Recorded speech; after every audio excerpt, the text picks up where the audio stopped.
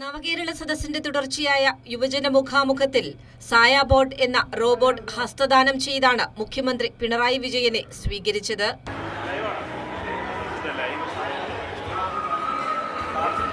കേരളത്തെ സാമൂഹികമായും സാമ്പത്തികമായും തകർക്കാനുള്ള നീക്കങ്ങൾ ഒരു ഭാഗത്ത് നടക്കുന്നു.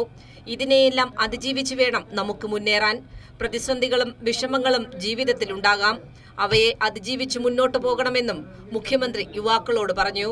യുവാക്കളാണ് നാടിൻ്റെ മുഖം. ആ മുഖം വാടാതെ നോക്കേണ്ടത് സർക്കാരിൻ്റെ ഉത്തരവാദിത്വമാണെന്ന് സർക്കാർ തിരിച്ചറിയുന്നു. ആ മുഖം വാടിയാൽ വരും തലമുറകളുടെ കാര്യമാകെയാണ് ഇരുളിലാവുക.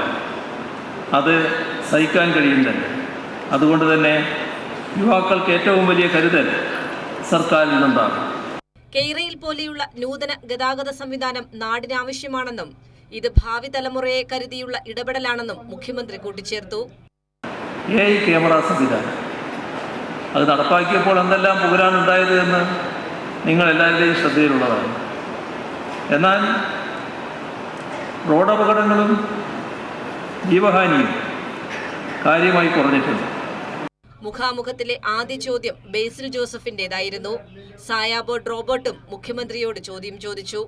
വിവിധ മേഖലകളുടെ പ്രതിനിധികളായി 2000-ഓളം പേരാണ് മുഖാമുഖത്തിന്റെ ഭാഗമായത്. കൈരളി ന്യൂസ്, തിരുവനന്തപുരം.